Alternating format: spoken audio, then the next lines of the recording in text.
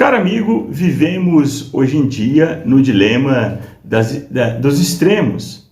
Se você é contra Lula, você é de direita. Se você é contra Bolsonaro, é taxado de ser de esquerda, um esquerdista. Mas você já se perguntou o que define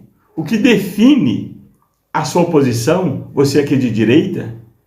E você que é de esquerda também, já pensou o que realmente define a sua posição de esquerdista? Convido você para debater comigo hoje o que deve nos guiar, não somente nas nossas convicções políticas partidárias, mas em tudo que nós devemos decidir no dia a dia para o bem de nossa vida.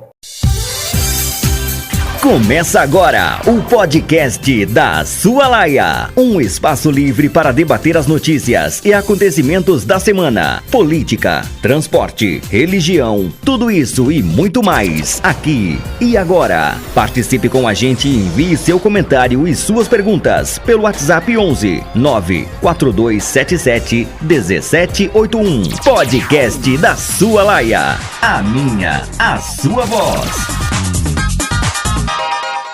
Caro amigo, eu sou Carlos Laia e esse é o podcast da Sua Laia, o nosso canal Eu Não Sou da Sua Laia. Convido você a participar conosco. Curta o vídeo, compartilhe com os seus contatos, se inscreva no canal. É muito importante a sua participação.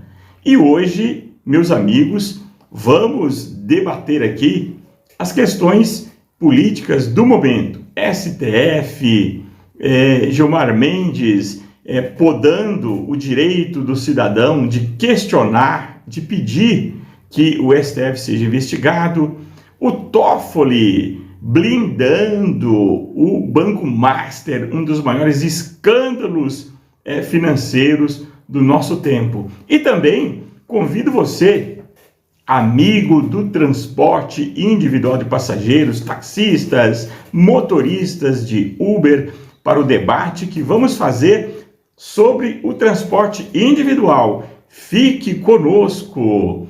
É uma patifaria! Olha, cala a boca, não perguntei nada! Que isso? Por que falamos de política aqui neste podcast? Também falaremos, não hoje, mas falaremos também de religião. Por quê? Porque política e religião se discute sim. Porque o povo que não gosta de política é comandado por aqueles que gostam. E é isso que acontece no nosso Brasil. O povo diz, eu não gosto de política, mas aqueles que gostam estão se aproveitando e tomando conta do nosso Brasil. O mote que guia o nosso podcast é o seguinte: ética é aquilo que praticamos quando ninguém está vendo, porque Deus está vendo. E o nosso patrono é o grande líder católico brasileiro, o professor Plínio Correia de Oliveira. E dele eu trago o capítulo 1 da primeira parte do seu livro Revolução e Contra-Revolução. Aspas. A crise do homem contemporâneo, as muitas crises que abalam o mundo odieno, do Estado, da família, da economia, da cultura, etc., não constitui senão múltiplos aspectos de uma só crise fundamental, que tem como campo de ação o próprio homem. Em outros termos, essas crises têm sua raiz nos problemas de almas mais profundos, de onde se estendem para todos os aspectos da personalidade do homem contemporâneo e de todas as suas atividades. Pois é, caros amigos do Brasil, esta é a nossa realidade. Basta abrir os sites de notícia, os telejornais, e é isso que nós vamos ver.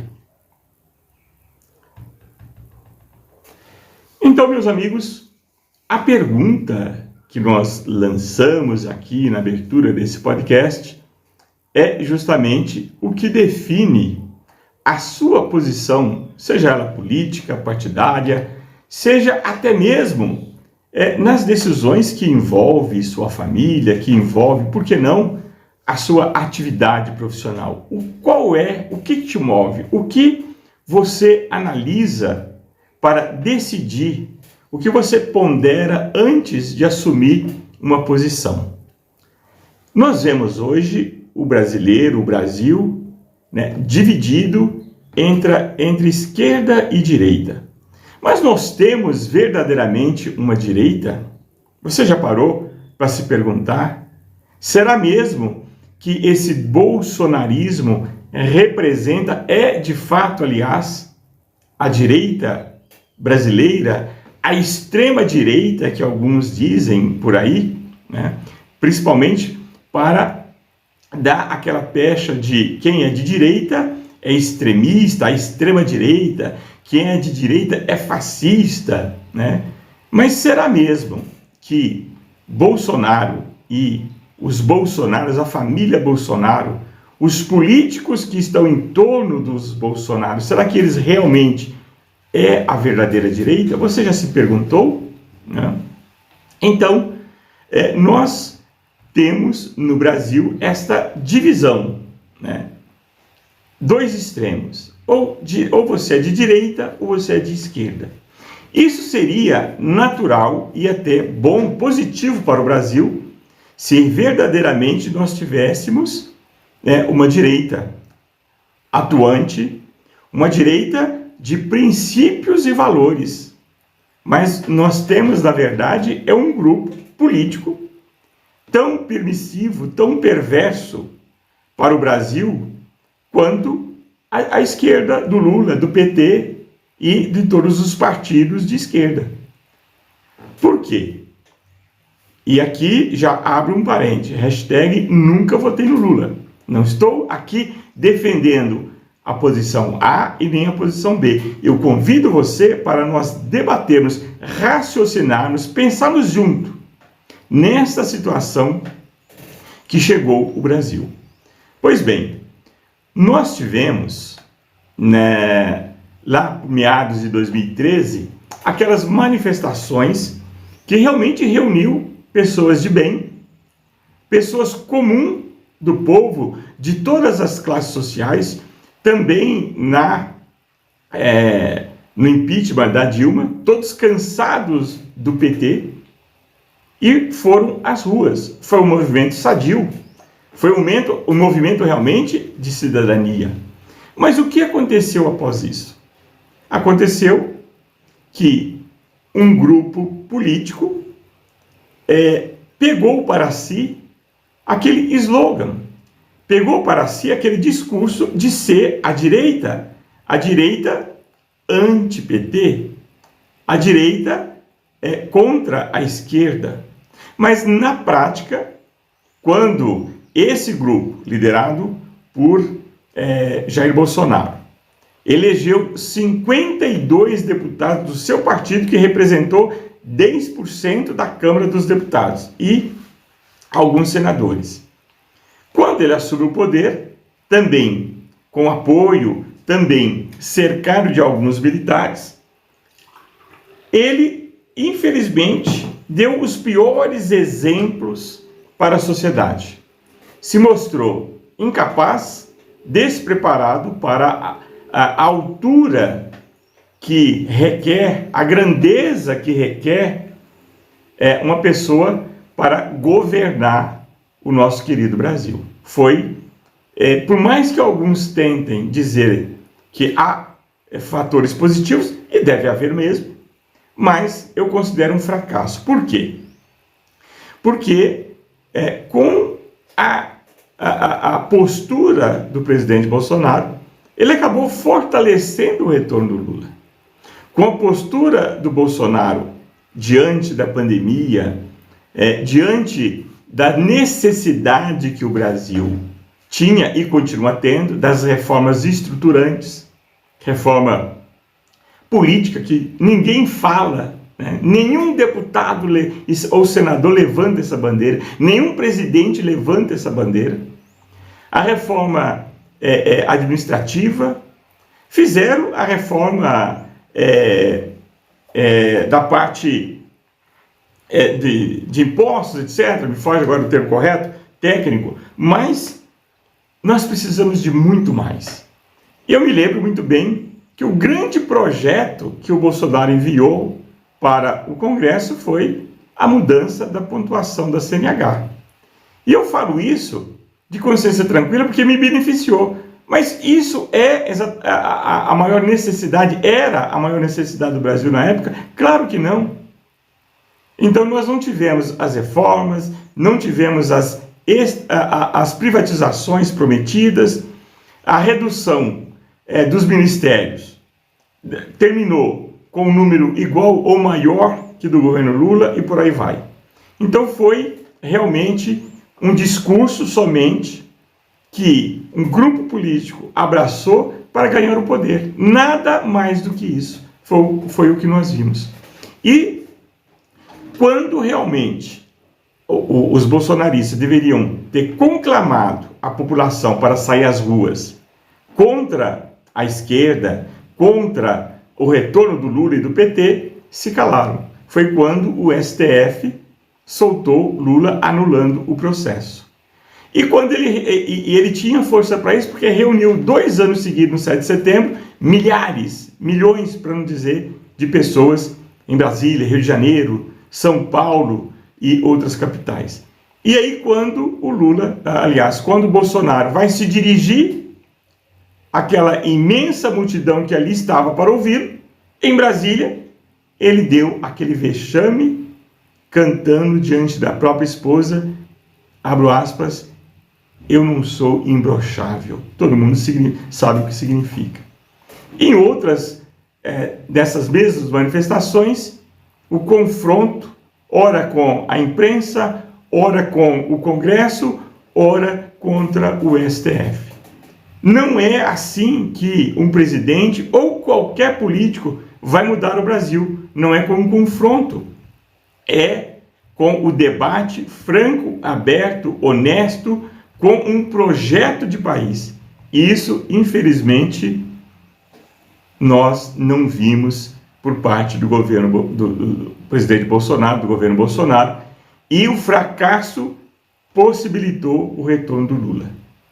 E, caros amigos, então, quando nos posicionamos pela direita, que é realmente, a direita é muito mais de uma posição de estar à direita do rei, como aconteceu na Revolução Francesa, os deputados monarquistas, tementes a Deus, católicos, estavam à direita do rei.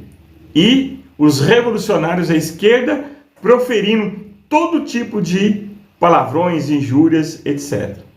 Mas não é só isso. A direita está do lado de Deus.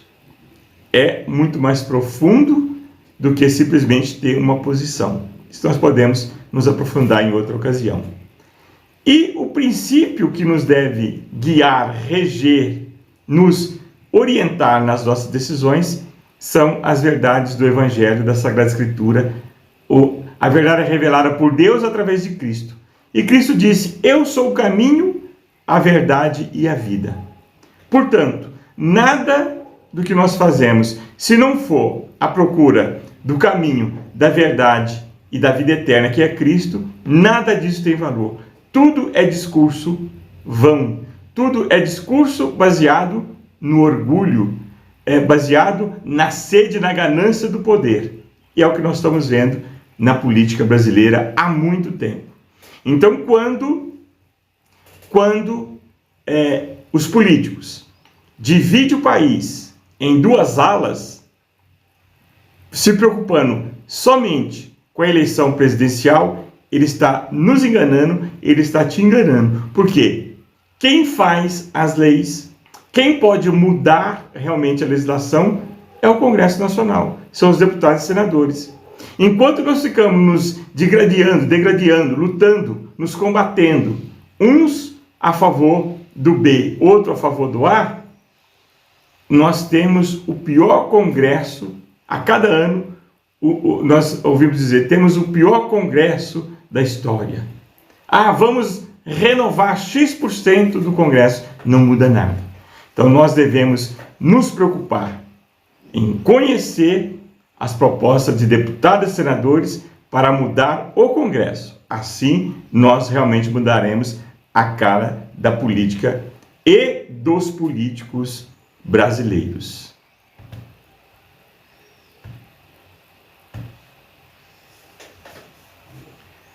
E meus amigos, nós estamos aqui no podcast Eu Não Sou da Sua Laia e eu quero aqui chamar a Alexa para sintonizar o nosso podcast. Fala aí, Alexa, sintoniza no podcast da Sua Laia. Ela ainda está aprendendo a recomendações, mas eu te recomendo, curta esse vídeo, compartilhe, deixe o seu comentário, se inscreva no canal, que é muito importante a sua participação.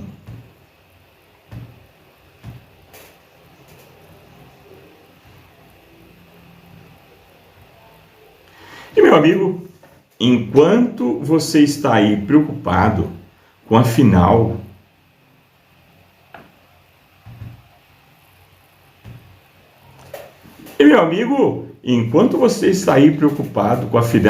do Campeonato Brasileiro, no próximo final de semana, como foi na semana passada, a final da Libertadores, a Copa do Mundo que está chegando, olha só o que está acontecendo debaixo do seu nariz. Olha só o que está acontecendo ao seu redor. Decisão do ministro Gilmar Mendes sobre impeachment de ministro do STF. Olha só o que o Gilmar Mendes, em uma canetada sozinho, fez. Ele alterou uma lei de 1950. Lei, devemos aqui deixar bem claro, grifar embaixo. Lei é o Congresso Nacional, Câmara dos Deputados, senadores, que fazem as leis, que votam as leis, que propõem as leis. Portanto, a não ser que esta lei seja inconstitucional, ninguém pode simplesmente passar uma borracha na lei. Mas o Gilmar Mendes altera as regras para pedidos de impeachment dos ministros do STF, limitando quem pode solicitá-los e aumentando o número de votos necessários para a abertura do processo no Senado. O que o Gilmar Mendes está fazendo aqui na prática? Ele está inviabilizando, impossibilitando que qualquer ministro do STF seja investigado. E o argumento de vários outros ministros é que, afinal de contas, estão perseguindo os membros do STF, principalmente o Alexandre de Moraes. Porque o STF, na verdade, tomou para si o governo do Brasil. Ele está legislando, ele está propondo leis, ele está com todo o poder em suas mãos. Os poderes que antes deveriam, pelo menos, ter sido independentes e numa convivência harmônica, haver uma convivência harmônica entre os poderes, nós não estamos vendo. Então, essa notícia atualizada no dia 4/12, agora, ontem e anteontem, é da CNN Brasil. O ministro STF do Supremo Tribunal Federal, Gilmar Mendes, surpreendeu na quarta-feira, dia 3, suspendeu diversos artigos da lei de impeachment de 1950, relativos ao afastamento de membros da Suprema Corte. A decisão foi tomada ao julgar ações propostas pelo Partido Solidariedade e pela Associação dos Magistrados Brasileiros. Solidariedade, Partido Solidariedade, do Paulinho da Força, que veio com o argumento que nós não estamos impedindo nada, Nós estamos blindando o STF. Olha que cara lavada, cara de pau, dizer uma coisa dessa. Então, Paulinho, para você e para o Gilmar Mendes, Entre as principais mudanças está a limitação de quem pode protocolar pedido de impeachment. Anteriormente, qualquer cidadão, isso é democracia, qualquer cidadão tinha essa prerrogativa, mas agora apenas o Procurador-Geral da República pode fazê-lo. E não é que o cidadão vai pedir o impeachment e ele já está consolidado, não, tem todo um processo. Quem vai julgar, analisar e julgar se procede é o Senado, mas o STF não quer de maneira nenhuma ser investigado. Isso é uma vergonha, né? Com a decisão de Gilmar Mendes, esse número passa a ser 2/3 de todos os senadores, ou seja, 54 senadores teriam que aprovar. A decisão de Gilmar Mendes precisa ser referendada pelos demais ministros do STF. O julgamento acontecerá na sessão virtual entre 12 e 19 de dezembro. Agora, você tem alguma dúvida que isso será aprovado? Você tem alguma dúvida que a maioria dos ministros do STF não vai aprovar isso? Eu não tenho dúvida, de maneira nenhuma, não é?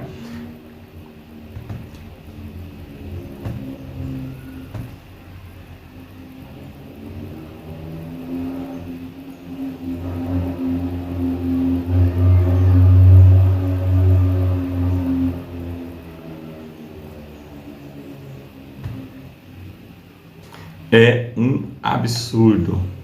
E aí, juntamente com esse absurdo de Gilmar Mendes, enquanto você está aí, né, discussão se Neymar deve ir ou não para a seleção, se Neymar já é um jogador em fim de carreira, o STF vai passando o rolo compressor sobre a nossa democracia. Se a decisão do Gilmar Mendes nos escandaliza, porque está blindando os ministros do STF, veja o que fez o Toffoli. Toffoli decreta sigilo em pedido da defesa de Daniel Vorcaro, dono do Banco Master. Então, meus amigos, olha esse absurdo. O banco dá um golpe milionário em seus investidores, em diversas prefeituras que investiu lá fundos de pensão dos aposentados, dinheiro dos trabalhadores, e simplesmente ele desviou esse dinheiro. E por que Toffoli blindou esse processo? E aí não foi simplesmente uma blindagem, né, com letra maiúscula, não, ele colocou sigilo absoluto. O que é esse sigilo absoluto? Vamos ver aqui na notícia. O ministro do Supremo Tribunal Federal, Dias Toffoli, aumentou o nível de sigilo na ação movida pela defesa de Daniel Vorcaro, dono do Banco Master, contra a operação autorizada pela Justiça Federal de Brasília, que o levou à prisão por 10 dias. Inicialmente, o processo estava sob segredo de justiça, tão conhecido dos brasileiros, ultimamente, porque o STF passou a ser uma corte de políticos, então eles dão publicidade a tudo. Então todo mundo sabe o que é segredo de justiça. Agora vem a novidade, mas foi reclassificada para sigiloso. Então é um processo sigiloso. O que significa isso? Com isso, o público não tem mais acesso a detalhes da tramitação. Então, antes, no segredo de justiça, não se tinha acesso ao conteúdo do processo, porque ali tinha arrolado testemunhas que não era bom que viesse a público, pode sofrer ameaças, etc., ou argumentos apresentados, etc. Agora não. Agora o sigilo, a reclassificação de sigiloso, não se tem como saber detalhes da tramitação, nenhum detalhe. Fica disponível ficava disponível no site da corte, como nomes dos advogados, entradas de petições, nada. Você não vai saber nada. Se a Polícia Federal, dando continuidade às investigações, inclui mais um nome ali, seja de personalidade do mundo político ou não, ninguém vai ficar sabendo. No último dia 27, a defesa de Vorcaro protocolou uma reclamação, pedindo que o caso deixe de tramitar na Justiça Federal e seja remetido para o STF. Outro detalhe aqui que nós devemos ter muita atenção. Por que o processo não vai tramitar em primeira instância, segunda instância, Tribunal de Justiça, até chegar no STF? Não, vai direto para o STF. Aqui, a matéria, a reportagem, vai nos dizer. Os advogados argumentam que a competência do Supremo, após a Polícia Federal encontrar documentos de um negócio imobiliário que mencionava o deputado João Carlos Barcelar, PL da Bahia. PL, partido bolsonarista. Não é do PT, pessoal. Olha só que interessante, né? Que engraçado. Não é do PT. É do partido do Bolsonaro. No duro. Então, olha só.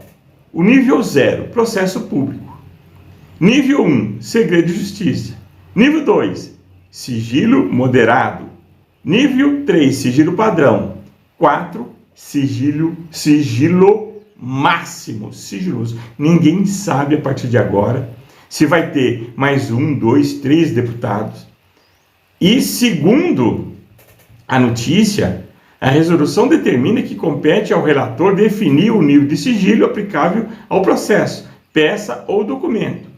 Os advogados, olha só, os advogados da defesa, veem potencial de uma nova Lava Jato, nesse escândalo, nesse roubo do Banco Master, do dono do Banco Master, e respiram aliviados com o caso no STF. Então, tudo não passa de uma manobra, porque tem muitos políticos envolvidos, porque tem, segundo a matéria, eu vou dar aqui a fonte, porque é muito grave, é o G1, foi a Malu Gaspar que trouxe primeiramente a notícia em primeira mão. É muito grave porque pode ter implicado aí nesse golpe milionário até ministro, aliás, até membro do Judiciário.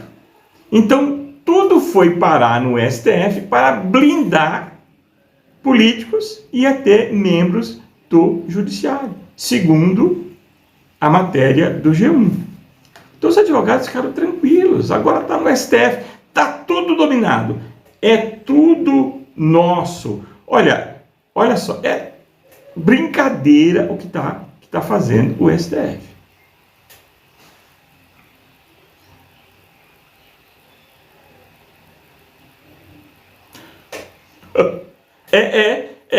Isso está parecendo realmente coisa de brincadeira, coisa de não é só de humor, é circense, é uma palhaçada, né? Após a reportagem, aqui a reportagem vai então e diz, olha, tudo isso foi mudado porque pode ter implicações de vários políticos e até de membros do Judiciário. Então, eles, simplesmente vão blindar toda essa gente. Essas prefeituras, será que elas tomaram cuidado de ver onde estavam aplicando o dinheiro da Previdência? Nós já temos esse escândalo no INSS. Isso é uma notícia hoje, que o filho do Lula teria recebido mesada. E saiu notícia hoje, fresquinha, dessa sexta-feira, que a CPI tem indícios que o filho do Lula, que hoje mora nos Estados Unidos, um dos filhos do Lula, tenha recebido mensalidade, mensalão, mesada, entenda como quiser, de 300 mil reais do careca do INSS, dessa corja toda que desviou o dinheiro, enganando os aposentados do Brasil. Isso é mais uma vergonha. E Brasil, onde nós vamos parar? Da Sua Laia.